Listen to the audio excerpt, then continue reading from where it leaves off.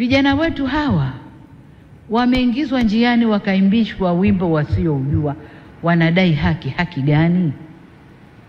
Hebu avutwe tu kijana pembeni, wewe uliingia unadai haki. Hivi ni haki gani?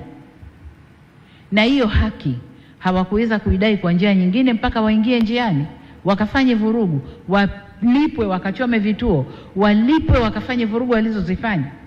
Hiyo ni haki gani?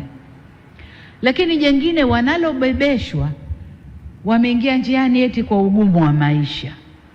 Astaghfirullah. Turudi kwa Mungu tustaghfiru.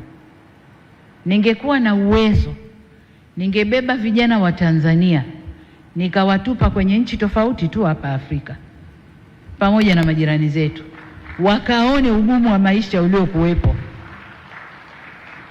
alafu waseme kwamba kwao Tanzania ni pahala pema.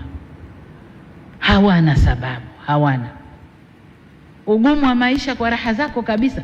Mwenye ugumu wa maisha kweli kwa raha zake kabisa ataingia njiani akaimbe oyoyoyo, huo ugumu wa maisha.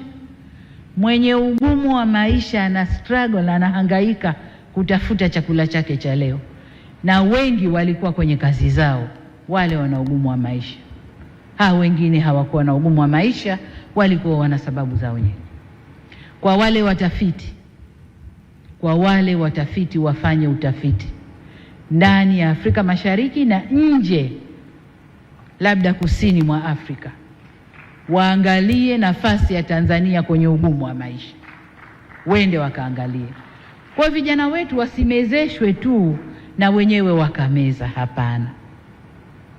Lakini kwa nini yote yanatokea haya? Tumejifunza kwamba vijana wetu tumewaacha wanakuwa wenyewe, wanakuwa hawana mwelekeo, wanakuwa hawana watu wa kuwaongoza vizuri, na kwa maana hiyo hawana elimu ya uzalendo. Hayo ndio tuliojifunza. Vijana wazalendo hata kutoka vyama vya upinzani hawakukubaliana na hali ile.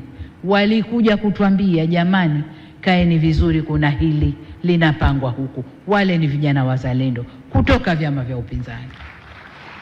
Lakini vijana wetu wengi wa Tanzania hawana uzalendo, na hilo serikali tumejifunza na tutakwenda kulifanyia kazi.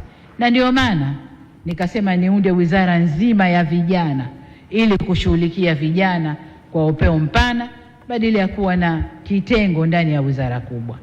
Kwa hiyo kwa upande wa vijana wetu hawakuwa na sababu yoyote ya kuingia njiani ila kutumwa na kuimbishwa mambo yasiyowahusu.